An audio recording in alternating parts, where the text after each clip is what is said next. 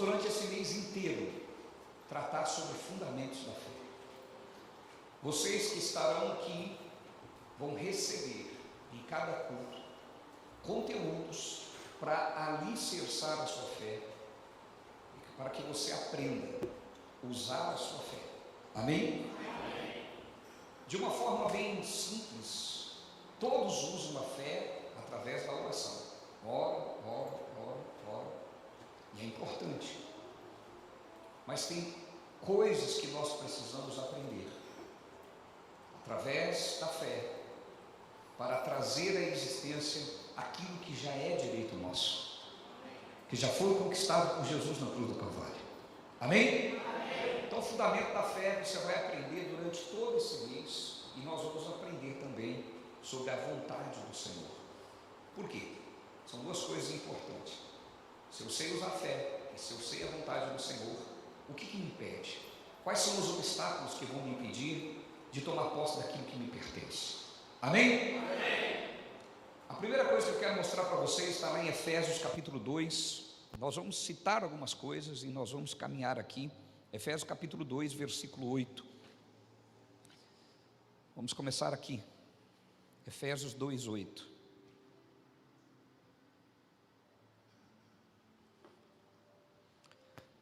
Venham comigo, queridos, posso contar com a ajuda de vocês? Vamos lá, venham comigo. Porque pela graça sois salvos. De novo, pela graça sois salvos. Mais uma vez, diga, pela graça eu sou salvo. Amém?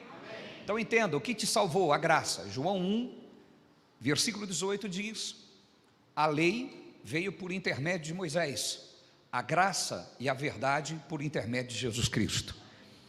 O que você precisa entender é o seguinte: você foi salvo pela graça. Você não precisa fazer mais nada para ser salvo. Você precisa receber a graça, receber a salvação, receber aquilo que Jesus fez. Diga comigo, eu preciso aprender a receber. Amém? Graça, nós sabemos o que significa, virou uma palavra, virou até chavão dizer, graça é um favor imerecido, como se simplesmente entender que é um favor imerecido fizesse com que eu me apropriasse disso. Não, eu preciso entender que o favor imerecido, ou seja, algo que eu não merecia, mas que foi feito por mim. Se foi feito por mim, hoje eu tenho apenas que receber. Digam glória a Deus. Não adianta eu dizer que graça é um favor imerecido, só que eu estou ainda na igreja pagando o preço para ser abençoado. Não faz nem um pouco de sentido dizer, graça é um favor imerecido. Ah, mas eu tenho que fazer uma campanha. Ah, eu tenho que fazer um ato profético. Ah, eu tenho que fazer uma fogueira santa. Ah, eu tenho que fazer um jejum. Ah, eu tenho que subir no monte. Ah, eu tenho que fazer mais isso, mais aquilo, aquilo outro, porque Jesus, Ele me sacrificou por mim, mas eu também tenho que fazer a minha parte. A minha parte é receber. Amém? A minha parte é receber. João 3,16. O que diz em João 3,16? Deus amou o mundo de tal maneira que deu o seu único filho para todo aquele que nele crê, não pereça, mas tenha, diga assim, tenha, receba a vida eterna. Estão me compreendendo, sim ou não? Então não adianta eu dizer, a graça é um favor imerecido, mas eu tenho que fazer uma vigília, longas orações. A graça é um favor imerecido, mas eu tenho que participar de um ritual, eu tenho que participar de um retiro para eu ser abençoado. Eu preciso fazer uma fogueira santa para eu ser abençoado. Ah, eu preciso receber, dar 13 voltas no quarteirão da minha igreja, representando que as muralhas vão cair, como o povo de Jericó deu lá nas muralhas de Jericó. Não, irmão, eu não preciso fazer mais isso. Ah, pela graça sois salvos. Graça é um favor imerecido, mas eu vou dar 7 mergulhos no Rio Jordão. Não, meu irmão, é pela graça que você é salvo. Não é pelo seu mergulho no Jordão, mas é pelo você andar em linha com a palavra de Deus. É receber na sua vida o que Cristo já fez. Digam glória a Deus. Ah, pela graça eu sou salvo. Graça é um favor imerecido, mas eu vou fazer o jejum de Daniel. Eu vou fazer um propósito de ficar um mês só comendo vegetais. Eu vou ficar um mês não comendo isso, ou não comendo aquilo, um mês sem assistir televisão, porque eu estou fazendo um ato de fé, porque o jejum me santifica. Não, pela graça eu sou salvo. Tudo isso que eu estou te falando era possível que até fizesse antes do Calvário. Você não vive antes do Calvário. Então a primeira coisa que nós precisamos entender sobre o fundamento da fé é que eu sou salvo pela graça. Está bem claro? Pela graça sois. Eu já fui salvo pela graça. Eu já fui salvo pelo sacrifício de Jesus. Diga, eu fui salvo. É fato. Amém? Você entendeu isso, sim ou não? Pela graça sois salvo. Você não será. Você é.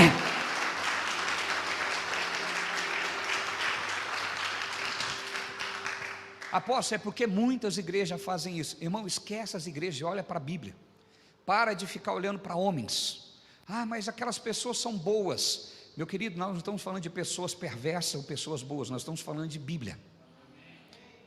Amém? Eu também já fiz isso.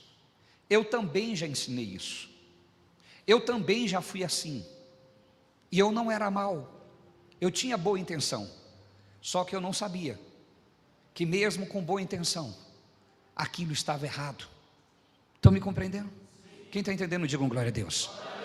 Então, quando a gente fala que aquilo não é bíblico, nós não estamos dizendo que aquela pessoa é perversa. Nós não estamos dizendo que aquela pessoa é má.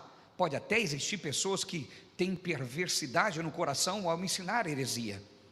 Mas a grande maioria das pessoas querem as coisas de Deus, simplesmente estão enganados. Então, ao invés de eu ficar combatendo, eu tenho que entender a verdade e me colocar como bênção na vida dessas pessoas que estão presas a esses ensinamentos e abrir os olhos dessa pessoa, ser canal de bênção, ser luz para iluminar a vida dessas pessoas. Digam glória a Deus. Pela graça sois salvo. Eu sou salvo. Você é salvo. Então a primeira coisa que você precisa entender sobre o fundamento da fé é que nenhuma ação sua pode te salvar, por mais boa que seja, por melhor que seja, nada disso pode te salvar. A palavra de Deus, ela compara os nossos melhores atos como trapo de imundícia. Estão me compreendendo? Ou seja, você jamais vai conseguir fazer algo tão bom que substitua o que Cristo fez na cruz do Calvário. Consegue compreender? Então é isso que você precisa entender para fundamentar. Você está salvo. Primeiro ponto, se você está salvo, você pertence a um outro território, você pertence a um outro mundo. Amém? Digam glória a Deus. Você pertence a uma outra pátria. Entende isso? Você não é mais cidadão deste mundo. Dentro desse território você tem os seus direitos. Obviamente que você tem os seus deveres. E quais são os seus deveres? Manifestar na sua vida aquilo que Cristo já realizou. Você já foi santificado. Hoje você só tem que viver essa santificação. Você já é santo. Você só tem que manifestar essa santidade. E como que você manifesta essa santidade? Deixando de fazer as coisas naturais, deixando de fazer as coisas dessa vida, para viver a palavra. Automaticamente esses desejos carnais, eles vão morrendo na sua vida. Estão me compreendendo? Vai acontecendo. Ah, mas isso é para o Senhor que é apóstolo. Não, é para todos aqueles que andam em espírito. Aquele que anda em espírito não cumpre, não satisfaz os desejos da carne. É uma questão de que quando você age pela palavra, a consequência é o que a palavra de Deus diz que é. Estão me compreendendo, sim ou não? Diga comigo, eu só tenho que estar disposto a fazer o que a Bíblia manda. Quantos entenderam até aqui? Pela graça sois salvos. Diga comigo, por meio da fé. Diga, pela graça eu sou salvo. Por meio da fé. Então, dois fundamentos nós já aprendemos aqui. Primeiro fundamento da fé é que eu sou salvo pela graça. Graça é aquilo que Jesus fez na cruz. Está claro? Jesus já fez o suficiente. Diga comigo, Jesus já fez o suficiente. Amém? Coloque no seu coração, na sua cabeça: Jesus não foi na cruz para fundar o cristianismo. Ele não foi lá para fundar uma religião. Ele foi lá para substituir a mim e a você. Diga comigo: Jesus na cruz foi o meu substituto. Está claro isso? Ele morreu a nossa morte. Digam glória a Deus. Mas João 10:10 diz: eu vim para que vocês tenham vida e tenham a vida de Deus. Ele veio para que nós tenhamos vida. Diga comigo: Jesus veio para que eu tenha vida. Diga: eu tenho a vida e a vida de Deus. Quando você entende isso? Agora, o que é ter a vida de Deus? Não pode ser apenas palavras. Eu tenho a vida de Deus. Não aceite isso na sua vida. Os crentes vivem de declarações vazias. Ah, eu sou bom. Ah, eu sou vencedor. Ah, eu sou isso, eu sou aquilo. Mas não é de fato. Se você tem a vida de Deus, você tem que ter de fato a manifestação dessa vida. Pense: eu vim para que vocês tenham vida e tenham vida abundante. Vida abundante é Zoe, vida é Zoe, a vida de Deus. Amém?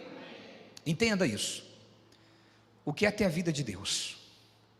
É viver aqui abençoado como Deus é abençoado. Não é ser religioso. Então você precisa entender: quando as lutas vierem, você tem que olhar para a luta e dizer: eu não aceito, porque eu tenho a vida de Deus. Eu não serei derrotado, porque Deus não é derrotado.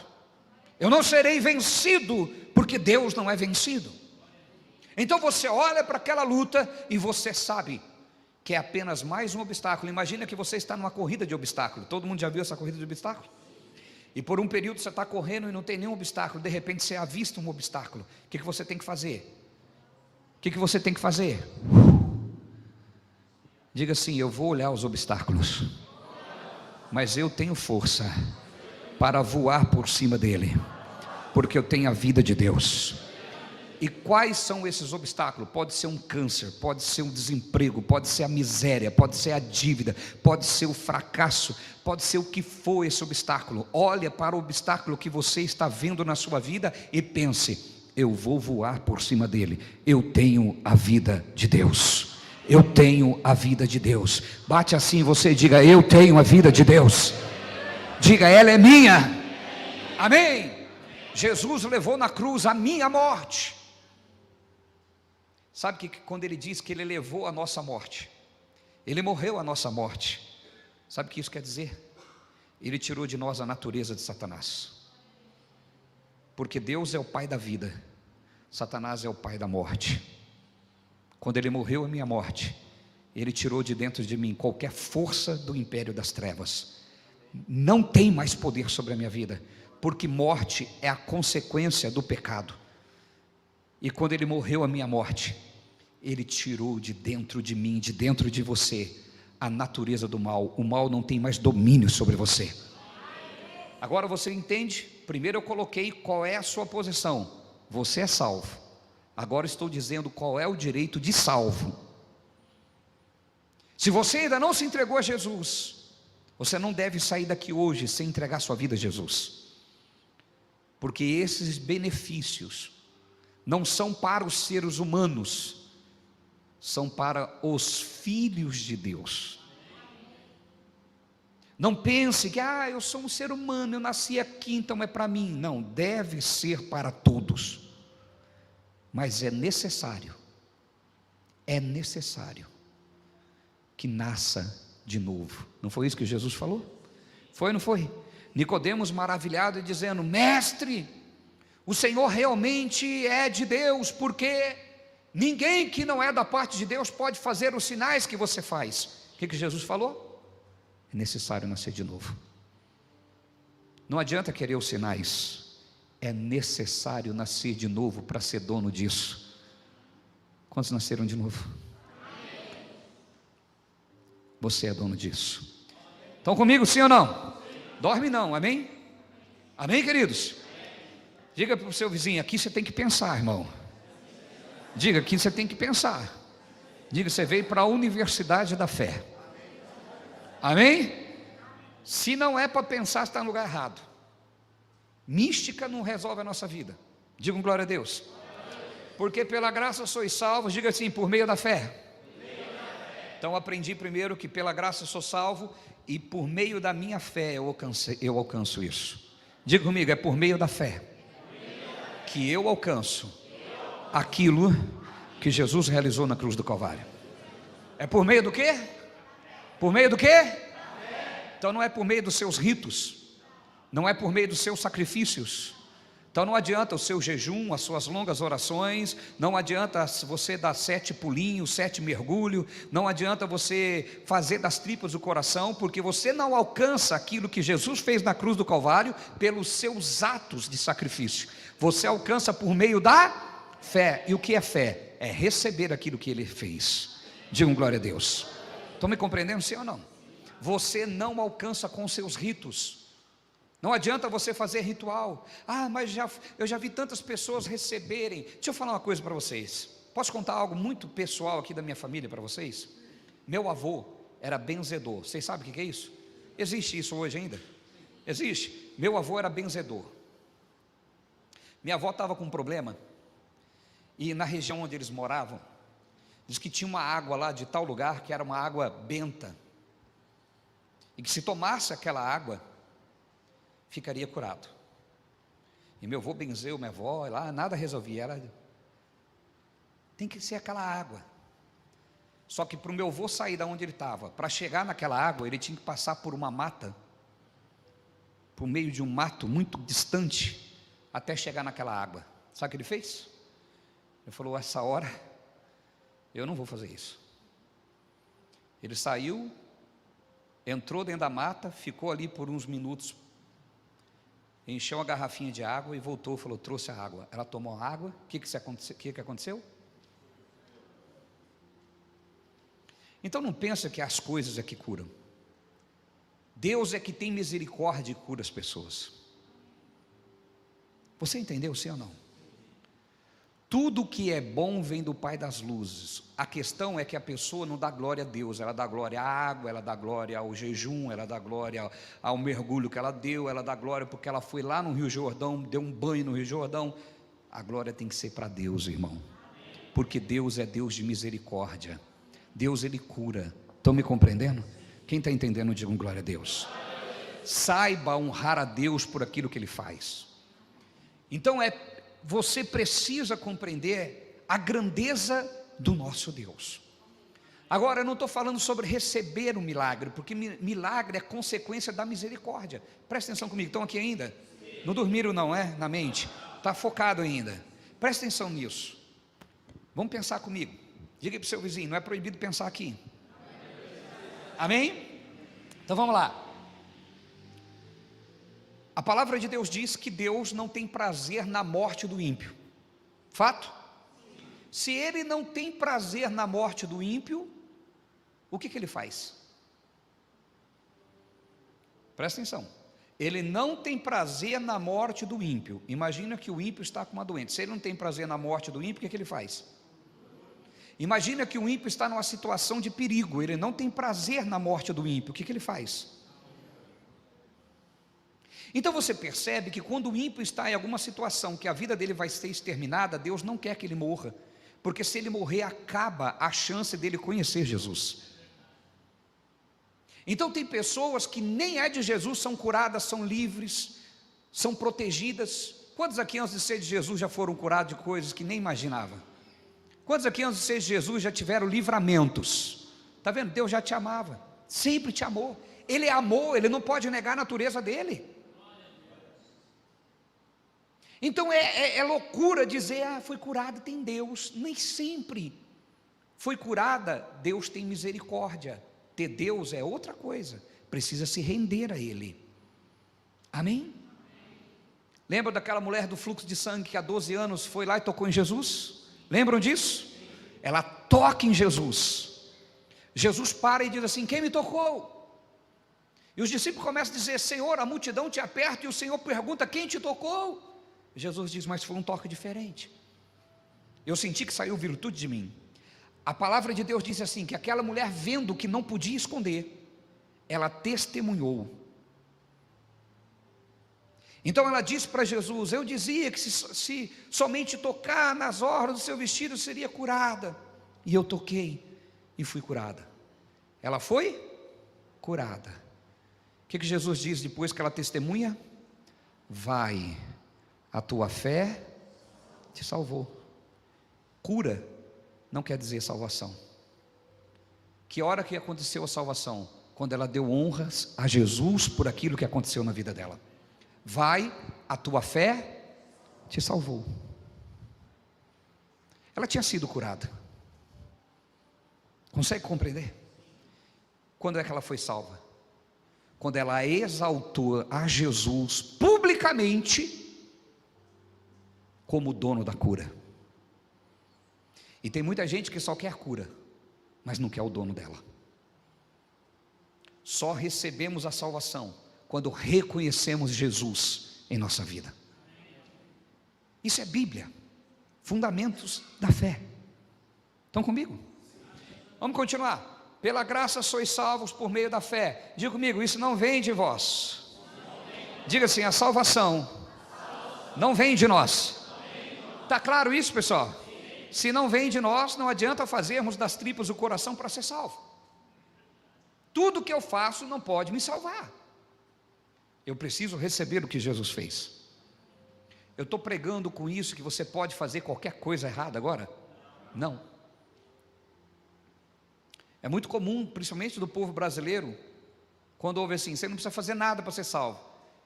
Ele entende que você está pregando assim, ó, você pode ser preguiçoso, você não precisa vir para a igreja, você não precisa ser dizimista, nem ofertante, você não precisa fazer nada. Ele atribui o nada aos mandamentos de Deus. Não. Eu não tenho que fazer nada dentro do contexto de salvação. Se eu sou dizimista, isso não me salva. Se eu sou ofertante, isso não me salva. Pelo contrário, porque sou salvo, eu dizimo. Porque sou salvo, eu oferto. E não o oposto disso. Estão conseguindo compreender? Eu sou salvo, eu quero que o reino de Deus prospere. Só quem é salvo consegue ter a mentalidade. Eu sou salvo, eu quero que a obra de Deus cresça e que mais pessoas sejam salvas como eu fui. Então ela oferta. Amém? Eu não venho ao culto para ser salvo, porque sou salvo, eu venho cultuar a Deus. Eu sou salvo, eu estarei na igreja dando a Ele toda a honra, toda a glória, porque Ele merece tudo de bom. Estão me compreendendo? Entende a mentalidade de salvo? É isso. Então, isso não vem de mim. Diga comigo, é dom de Deus. Diga assim, a salvação é um dom de Deus. A palavra dom também quer dizer presente. Se eu chegar para você, Emerson, e dizer assim, Emerson, eu tenho um presente para você, você vai querer comprar o presente? O que você vai fazer? Só vai receber. A salvação é um dom, é um presente, mas tem muita gente que está querendo merecer o presente, está querendo comprar o presente. Nada que você faça pode comprar a sua salvação. Estão aqui comigo? Isso para mim é lindo. Isso não me leva a ser um relaxado. Quem ouve essa mensagem diz, ai que bom, não preciso fazer nada, eu vou ser um relaxado espiritualmente. Esse tipo de pensamento indica que ele ainda não nasceu de Deus. Porque quem nasceu de Deus almeja as coisas do alto. É natural. Está comigo? Então nós vemos aqui que nós somos salvos pela graça, por meio da nossa fé. Nós vimos aqui que isso é um dom de Deus e que eu jamais consigo me salvar. Amém? Eu apenas correspondi. Eu costumo dizer, irmão, eu uso essa linguagem, mas não é essa linguagem, é só para você entender. Eu vou dizer de forma bem humana, para você entender o que eu estou dizendo. Eu tive sorte de que quando Jesus me chamou, eu consegui dizer sim. Essa sorte, biblicamente dizendo, eu tive a graça, a bênção de corresponder o chamado de Jesus. Porque muitos, quando Jesus diz vem, ele diz não. Eu não tenho tempo. Não, está tudo bem na minha vida. Não, eu já sou de Jesus, eu amo Jesus. Ele não entendeu. Ele não entendeu. Jesus está chamando para ser o seu dono. Se entregar. Ser servo. Diga comigo, Jesus é o meu dono. Você está entendendo o fundamento da fé? Vamos ver mais um passo, porque o tempo já acabou. Romanos, capítulo 1, versículo 17.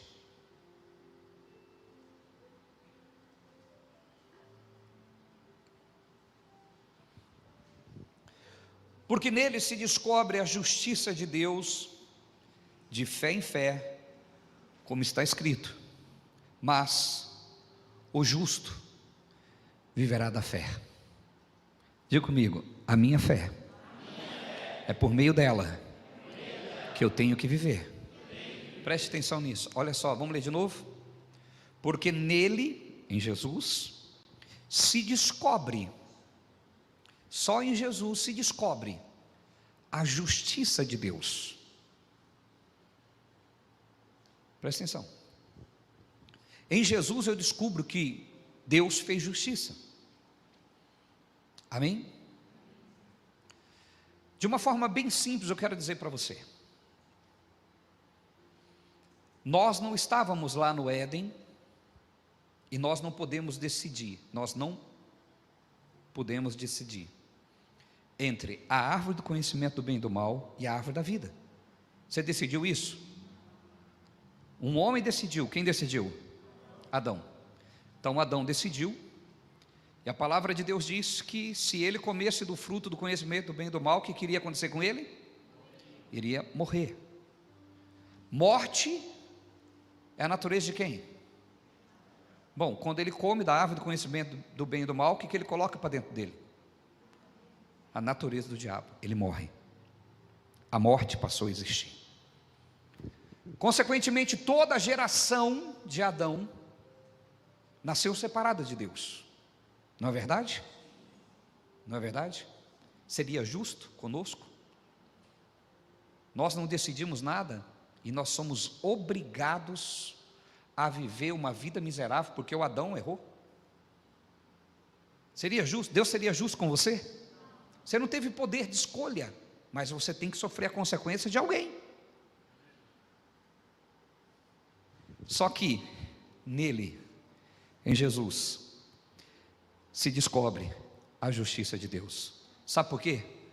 Quando eu escolho Jesus, a palavra de Deus diz que Jesus é a vida. Diga comigo, Jesus é a vida. Então quando eu recebo Jesus, eu como da árvore da vida. Por isso, quem nele crê não perece, mas tem a vida. Lembra do fruto? O fruto da árvore da vida iria produzir vida eterna. Em Jesus eu escolho a árvore da vida, e por isso nós temos a vida eterna. Por isso nós temos a vida de Deus. Por isso Deus é justo. Ele me deu o poder de escolha. O mundo hoje está num grande jardim do Éden, tendo que escolher a árvore do conhecimento do bem e do mal. Eu decido o que eu quero. Eu decido o que é bom, o que é ruim. Eu decido o bem, eu decido o mal. Eu decido ter uma vida moral de acordo com o que eu acho certo, de acordo com o que a ciência diz, de acordo com o que os homens dizem. Ou eu abro mão disso e recebo a vida de Deus. Por isso, nele se descobre a justiça de Deus, que Deus é justo, porque nós escolhemos Jesus. Temos a oportunidade de escolher Jesus. Estão comigo? Como está escrito? Diga comigo. Mas o justo, o que ele faz? Viverá da fé. Diga comigo, o justo viverá da fé. Entende, queridos? É a tua fé que te faz viver. E o que é fé? Presta atenção nisso. Você tem uma realidade e você tem uma declaração. Fé é isso. Você está vendo o que está acontecendo na tua vida, mas você sabe que a Bíblia diz algo. Você diz não para isso e diga: Senhor, eu quero isso na minha vida. Você está falido, você está endividado, você está negativado. Essa é a tua realidade. Sabe o que é viver da fé? A palavra de Deus diz: Jesus, sendo rico, se fez pobre, para que por meio dessa pobreza nós enriquecêssemos. Então o que é viver da fé? Eu não aceito a miséria, eu não aceito quebrar, eu sou o que a Bíblia diz que eu sou próspero. A palavra de Deus diz que aquele que serve a Deus é como árvore plantada junto a ribeiros de água, que dá o seu fruto na estação própria. Então, o que é viver pela fé? O mundo está em crise, seca, crise, mas eu não estou plantado no mundo, eu estou junto a ribeiros de água. Junto a ribeiros de água. Essa árvore pode estar uma seca tremenda,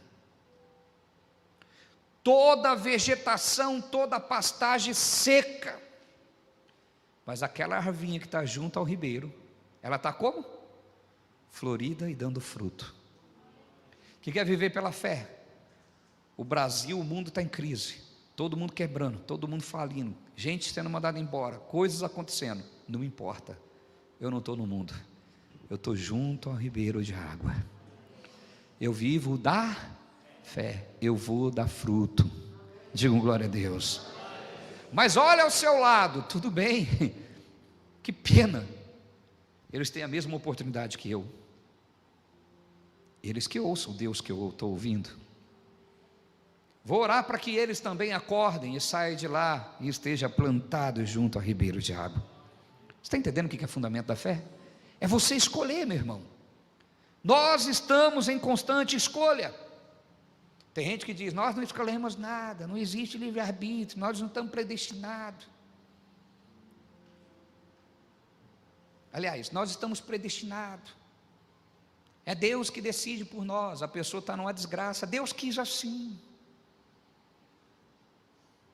Essa mesma pessoa que diz isso, se ela estiver vestindo uma camisa vermelha, eu falo: por que você vestiu essa camisa? Porque eu escolhi. Você escolhe até a roupa que você veste, mas não escolhe viver uma vida abençoada. Estão me compreendendo? Você precisa entender isso, meu irmão. Você decidiu por Jesus, agora você é servo dele. Você está plantado junto a ribeiros de água. Esse dia um rapaz postou numa das mensagens lá das redes sociais, e eu falando sobre escolha, ele: livre-arbítrio não existe. E se eu for calvinista? Calvinista é uma linha teológica que acredita em predestinação, que acredita que você nasceu para ir para o inferno ou nasceu para ir para o céu, não importa o que você faça. Presta atenção, a própria pergunta é idiota. Não existe livre-arbítrio. E se eu for calvinista? Eu respondi: respeita a sua escolha. Aí veio um monte de crente embaixo: vixe, que lapada, nossa, foi na cara. Mas a mente retardada, ela não consegue entender que se ela decidiu ser calvinista, ela escolheu. Mas é tão retardado que ele pensa: eu não escolhi, caiu na minha cabeça, eu sou.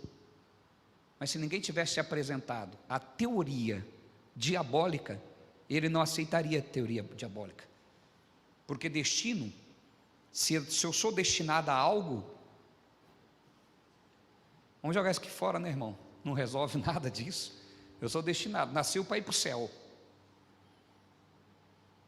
Para que eu vou gastar tempo conhecendo as coisas de Deus? Se eu nasci para ir para o céu, basta eu viver a vida que no final eu vou para o céu do mesmo jeito. Faz sentido ou não? Pois é. Mas não existe isso, querido. Não existe. Você tem que tomar as suas decisões. Fundamento da fé é entender que você tem uma realidade, mas você tem uma afirmação de Deus. Viver da fé é negar a sua realidade, se ela não está em conformidade com aquilo que Deus diz. Negue. Amém? Para encerrar, não é negar para Deus, é negar para você mesmo, é negar no mundo espiritual. Eu não sou um derrotado, eu não sou um falido, eu não sou um miserável. Digam glória a Deus. Eu sou o que Deus diz que eu sou. Deus chama aqueles que o recebeu de abençoados. Já leram isso na Bíblia? Lê as cartas de Paulo: abençoados em Cristo Jesus. Amém? Vê como que Paulo começa as cartas dele. Sabe como que Paulo começa a maioria das cartas dele? Graça e paz da parte do nosso Senhor Jesus Cristo. Sabe por que graça e paz? Porque só quem vive a graça pode ter paz. O que é graça? É receber o que Jesus fez. Se eu recebo o que Jesus fez, eu tenho paz. Quando eu não entendo a graça, eu tenho uma labuta, um desespero, eu tenho segurança com relação ao amanhã. Eu não entendi, então eu vou ficar inseguro. Mas se eu vivo a graça, o meu Deus é Senhor da minha vida. Quantos entenderam a palavra? Não acabamos por aqui, amém? Acabamos hoje. Nós vamos entender muitas outras coisas aqui, sobre fé, bastante coisas. Vocês mesmos vão entender a fé. Diga comigo: fundamentos da minha fé. Aplauda ao seu Deus bem forte.